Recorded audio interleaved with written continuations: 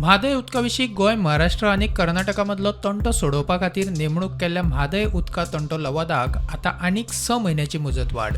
गोवा, कर्नाटक आणि महाराष्ट्र यांच्यातील जी म्हादयचे पाणी वाटप करपा खातीर जी न्यायाधिकरण स्थापन केले त्या न्यायाधिकरणाक म्हादय जला विवादा संदर्भात जो अतिरिक्त अहवाल असा तो अहवाल सादर करपा खातीर केंद्रीय जलशक्ती मंत्रालयान 6 महिन्याची मुदतवाढ दिल्ली आसात. या संदर्भातलो जो अधिसूचना आसा ती मंगळवारी जलशक्ती मंत्रालयान काडिल्ली आसा.